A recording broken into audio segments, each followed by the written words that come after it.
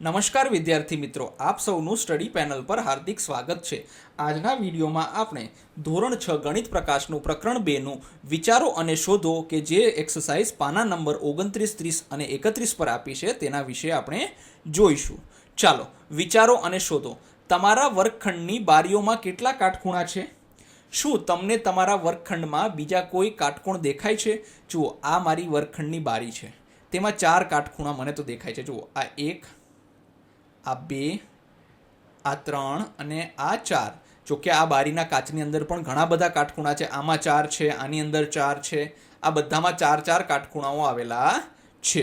તમને બીજા કાટખૂણા દેખાય છે, કાટકોણ દેખાય છે? તો કે હા, જુઓ, ધ્યાનથી જોશો ને તમે તો તમને દરવાજામાં પણ કાટખૂણા દેખાશે. જેટલી લંબચોરસ ચોરસ વસ્તુ હશે ને એ બધામાં તમને કાટખૂણા જોવા મળશે. પછી 2, આપેલા ચિત્રમાં એને અન્ય બિંદુઓ સાથે સીધી લીટીથી જોડીને સરળ કોણ બનાવો. આ માટે જુદી જુદી રીતો કઈ છે? જુઓ, હવે જુઓ, આને સરળ કોણ આપણે બનાવવાનો છે. એ ને અને બી ને આપણે એક રેખા દોરીને આપી છે, એક રેખાખંડ દોરીને આપ્યો છે, સીધી લીટી કહેવાય એને. હવે આને સરળ કોણ બનાવીશ. તો કે સરળ કોણ કેવો હોય? તો તમને ખબર હોય તો આવી રીતે સીધો જ થશે. જુઓ, તો આવી રીતે આપણે આને સરળ કોણ બનાવી શકીએ છીએ. પછી તો કે અહીંયા પણ આપણે સરળ કોણ બનાવવા માટે જો એક તો આ બાજુ રેખાને લંબાવો તો પણ સરળ કોણ બનશે. બીજું, આ બાજુ આપણી પાસે કહેવાય ને કે 2 બિંદુ છે, અહીંયા જોવો આ એક જ બિંદુ છે. તમે તમારી ફૂટપટ્ટીને અહીંયા રાખીને આમ લાંબી એક રેખા બનાવી શકો છો અને આ આપણો સરળ કોણ તૈયાર થઈ જાય છે. જુઓ, સરળ કોણ કઈ રીતે બને છે ખાસ ધ્યાન રાખજો, એ આપણને ખબર હોવી જોઈએ. જુઓ, આની અંદર છે ને સરળ કોણ અહીંયા આમ બને છે. જુઓ, આ સરળ કોણ છે. અહીંયા તો કે અહીંયા આમ સરળ કોણ છે. હવે ઘણા વિદ્યાર્થીઓનો પ્રશ્ન થશે કે સાહેબ આ બાજુ ના બને. અરે, એ પણ બાજુ સરળ કોણ બની શકે, કારણ કે બંને બાજુ 180 જ હોય છે.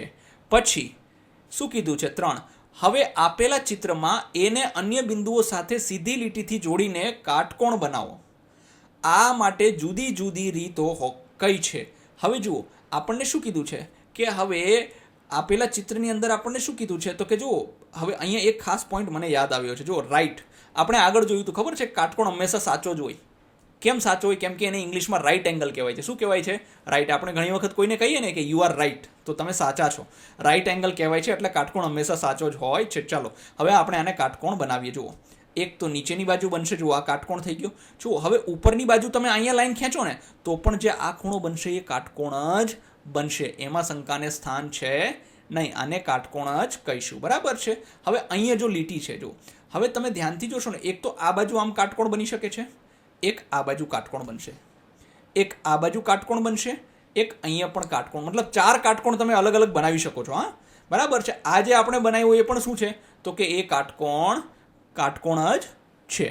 બરાબર છે. તમે અહીંયા આમ કહેવાય ને, અહીંથી એથી સ્ટાર્ટ કરીને અહીંયા સુધી લીટી બનાવો સીધી, તો પણ આ જે ખૂણો બનશે એ પણ આપણો કાટકોણ જ બનવાનો છે. તો એવું નથી કે એક જ રીતે, અલગ અલગ ઘણી રીતે તમે આના જવાબો લખી શકો છો. સૂચન: નીચે આકૃતિમાં બતાવ્યા પ્રમાણે રેખા વધુ લંબાવો. એ પર કાટકોણ મેળવવા માટે આપણે તેમાંથી પસાર થતી એવી રેખા દોરવાની જરૂર છે કે જે સરળ કોણ CAB ને 2 સરખા ભાગમાં વિભાજિત કરે. જુઓ, હવે આપણને શું કીધું છે કે આ જે રેખા AB છે એને C સુધી આવી રીતે લંબાવો. ચાલો, આપણે લંબાવી દીધી છે. હવે આપણને ખબર છે કે આ CAB અહીંયા સરળ કોણ બનાવે છે. દેખાય છે? જો, આ સરળ કોણ બનાવે છે. હવે શું કીધું કે આ સરળ કોણના 2 સરખા ભાગ કરો, એટલે આમ રેખા બનાવી દેજો. 2 ભાગ થઈ ગયા, એક ભાગ આ, એક ભાગ આ. 2 સરખા ભાગ થઈ ગયા તો આપણે જે છે બંને બાજુ કહેવાય ને કે શું બનાવી દીધું છે? કાટકોણ બનાવી દીધો છે. જુઓ, કોઈ વિદ્યાર્થી કદાચ આ બાજુ રેખા ખેંચે ને તો પણ આ સરળ કોણમાં આ બાજુ કાટકોણ અને આ બાજુ કાટકોણ બની શકે છે. જરૂરી નથી કે અહીંયા જ બને, 4 જગ્યાએ કુલ બને છે. 4, કાગળ પર એક ત્રાસી ગળી બનાવો. હવે એક બીજી ગળી બનાવવાનો પ્રયાસ કરો કે જે આ ત્રાસી ગળીને લંબ હોય. જુઓ, હવે જો તમે સમજશો ને, આ કાગળ લઈ લીધો. જુઓ, ખાસ યાદ રાખજો, પહેલાં તો કાગળ ચોરસ જ લેજો ભાઈ. કેવો કાગળ લેવાનો? ચોરસ કાગળ લેવાનો. કેમ કે લંબચોરસ કાગળમાં થોડું અઘરું થઈ જાય આ પ્રવૃત્તિ કરવી. એટલે લંબચોરસ કાગળ લઈ લીધો. હવે એને ત્રાસી ગળીને લંબ બનાવવાની છે. હવે તમારી પાસે જો આ એક ત્રાસી ગળી બનાવી દીધી, આ બીજી ત્રાસી ગળી આપણે બનાવી દીધી. પહેલાં આ ભાગને અહીંયા ફોલ્ડ કરી દેજો, આને અહીંયા ગળી બનાવી દેજો, એટલે આવી રીતે વચ્ચે બની જશે.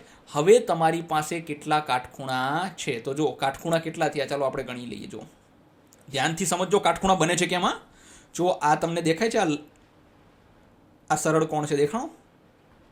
હા, તો આ બાજુ પણ સરળ કોણ બને છે, દેખાય છે? બંને બાજુ સરળ કોણ છે. હવે બંને બાજુ સરળ કોણ છે, તો સરળ કોણ, બે સરળ કોણ છે, કેટલા છે? આપણે ઇંગ્લિશમાં લખીએ છીએ નહીં આંકડા, બે સરળ કોણ છે.